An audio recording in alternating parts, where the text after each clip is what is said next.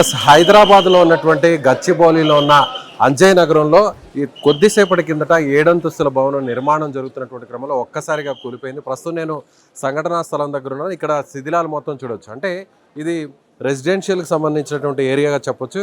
So చుట్టుపక్కలంతా కూడా apartments ఉన్నాయి. ఇవంతా కూడా ఈ అపార్ట్మెంట్స్ మధ్యలో ఇక్కడ నిర్మాణం జరుగుతున్నటువంటి ఒక మొత్తం ఈ బిల్డింగ్ 7 అంతస్తుల బిల్డింగ్గా చెప్పొచ్చు. ఇది G+7 బిల్డింగ్ కింద కన్స్ట్రక్షన్లో ఉంది. అయితే ఒక్కసారిగా ఇవాళ ఇద్దరు కార్మికులు అక్కడికి వచ్చి పనుల నిమిత్తం వచ్చినటువంటి క్రమంలో అక్కడ ఒక్కసారిగా పనులు చేస్తున్నటువంటి సమయంలోనే ఈ బిల్డింగ్ కూలిపోయినట్టుగా తెలుస్తుంది. సో ఇక్కడ మనం చూడొచ్చు, అంటే ఇది ఆల్రెడీ రెసిడెన్షియల్గా ఉన్నటువంటి మరొక అపార్ట్మెంట్ ఇక్కడ ఉంది. సో అటువైపు కూడా అంటే చుట్టూ 4 వైపులు కూడా రెసిడెన్షియల్ బిల్డింగ్స్ ఉన్నాయి. ఈ బిల్డింగ్ మధ్యలో ఈ కన్స్ట్రక్షన్ అయితే జరుగుతుంది. ఈ కన్స్ట్రక్షన్ ఒక్కసారిగా కూలిపోవడంతో దానికి సంబంధించినటువంటి ఆ శిథిలాలన్నీ కూడా ప్రస్తుతం నేను నిల్చున్నటువంటి ప్రాంతానికి సంబంధించినటువంటి ఈ ఫ్లాట్స్ మీద పడిపోయాయి. సో ఈ లోపల ఉంటున్నటువంటి కొంతమంది నిర్వాసితులు ఎవరైతే ఉన్నారో వాళ్ళకి సంబంధించినటువంటి వాళ్ళ మీద నేరుగా పడిపోవడం జరిగింది, ఇక్కడ నివసిస్తున్న వాళ్ళ మీద.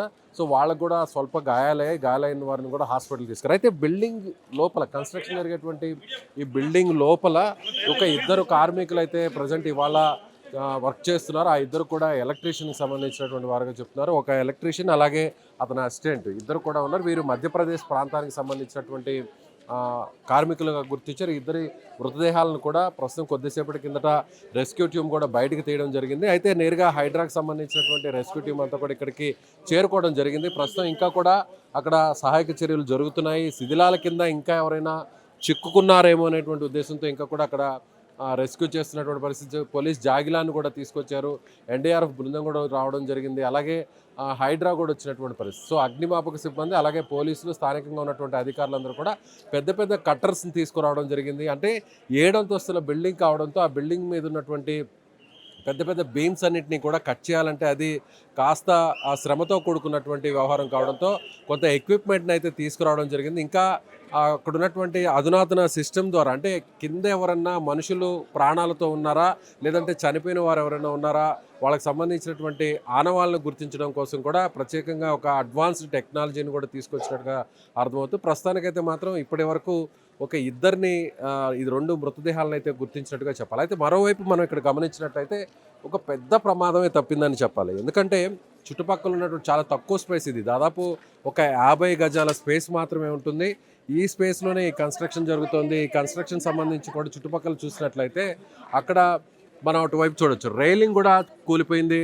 సో అక్కడ ఉన్నటువంటి పాక్షికంగా డ్యామేజ్ అయింది. అక్కడ ఎక్కడైతే అపార్ట్మెంట్కి సంబంధించినటువంటి మెట్లు ఉన్నాయో ఆ పక్కనే లిఫ్ట్ కూడా ఉంటుంది. అందరూ కూడా మధ్యాహ్నం సమయం కావడంతో అందరూ కూడా బెడ్రూమ్స్లో ఉండడం వల్ల కొంతవరకు అందరూ ప్రాణాలతో సేఫ్గా బయటపడారని చెప్పాలి. అయితే ఈ బిల్డింగ్ అంటే ఇటువైపున అంటే ఈ నార్త్ సైడ్ ఉన్నటువంటి బిల్డింగ్ మీద సో అక్కడంతా కూడా కిచెన్స్ ఉన్నటువంటి ప్రాంతం. ఈ కిచెన్స్ మీద కొంత శిథిలాలు పడినప్పుడు కూడా కిచెన్స్లో ఎవరూ లేకపోవడం వల్ల పెద్ద ప్రమాదం తప్పిందనే మనకి ఇక్కడికి వచ్చిన తర్వాత చెప్తున్నటువంటి అధికారులను బట్టి కూడా అర్థమవుతుంది. అయితే మొత్తం 7 అంతస్తుల బిల్డింగ్ అంతా కూడా కూలిపోవడంతో ఆ కూలిపోయిన దాని కింద కూడా ఇంకా ఎవరైనా మనుషులు ఉన్నారా, కార్మికులు ఎవరైనా ఉన్నారా అనేటువంటి కోణంలో అయితే ఇంకా కూడా రెస్క్యూ అయితే జరుగుతుందని చెప్పాలి. ఎక్కడక్కడ చూడొచ్చు, మనకి కొంత ఎక్విప్మెంట్ని తీసుకొచ్చారు. ఆ ఎక్విప్మెంట్ ద్వారా గుర్తించేటువంటి ప్రయత్నం అయితే జరుగుతుందనే చెప్పాలి. సో ఇక్కడ బిల్డింగ్ సంబంధించినటువంటి ఓనర్స్ అయితే ఇప్పటివరకు ఎవరు కూడా రాలేదు. అయితే ఈ బిల్డింగ్ కన్స్ట్రక్షన్ అనేది అనాథరైజ్డ్గా జరుగుతుంది అనేది ప్రాథమికంగా వస్తున్నటువంటి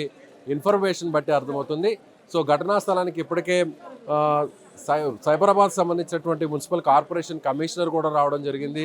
అదేవిధంగా ఎమ్మెల్యే గాంధీ కూడా వచ్చి నేరుగా ఆయన స్వయంగా ఇక్కడ రెస్క్యూ సంబంధించినటువంటి ఏర్పాట్లు కూడా ఆయన పర్యవేక్షిస్తున్నారు. సో అదేవిధంగా హైడ్రాకు సంబంధించినటువంటి అధికారులు కూడా ఇక్కడికి వచ్చారు. సో హైడ్రా కమిషనర్ రంగనాథ్ కూడా మరి కాసేపట్లో ఇక్కడ రాబోతున్నారు. అంటే ఒక రకంగా చెప్పాలంటే ఇది హైదరాబాద్ నగరాన్ని ఒక్కసారిగా ఉలికిపాటుకు గురి చేసిందని చెప్పాలి. ఎందుకంటే ఈ భవన సముదాయాల మధ్యలో రెసిడెన్షియల్ అపార్ట్మెంట్స్ మధ్యలో ఈ విధంగా ఈ స్థాయిలో అక్రమ కట్టడాన్ని సో అనాథరైజ్డ్గా కట్టడం అనేది కూడా అందులో కూడా నిర్మాణంలో ఉన్నటువంటి అపార్ట్మెంట్ ఈ బిల్డింగ్ కూలిపోవడంతో ఒక్కసారిగా సో దీనికి ఇచ్చినటువంటి పర్మిషన్స్ విషయంలో కావచ్చు లేదంటే ఈ నాలాకి ఆనుకున్నటువంటి ఈ తక్కువ స్పేస్లోనే ఇంత పెద్ద బిల్డింగ్ని ఏ విధంగా కన్స్ట్రక్షన్ చేస్తున్నారు అనేటువంటి దాని మీద కూడా ఇప్పుడు విమర్శలు వ్యక్తమవుతున్నాయి. మరోవైపు ఈ బిల్డింగ్ని మనకు వస్తున్నటువంటి ఇన్ఫర్మేషన్ చూసినట్టయితే ఇది పూర్తిగా రెసిడెన్షియల్కి సంబంధించినటువంటి జోన్లో కడుతున్నటువంటి బిల్డింగ్ అయినప్పటికీ కూడా ఈ ప్రాంతం అంతా కూడా సో మాదాపూర్ గచ్చిబౌలి ప్రాంతం అంతా కూడా ఉద్యోగస్తులకు సంబంధించినటువంటి పీజీ సెంటర్స్ నిర్వహణ ఇక్కడ ఎక్కువగా ఉంటుంది. కాబట్టి బిల్డింగ్ కూడా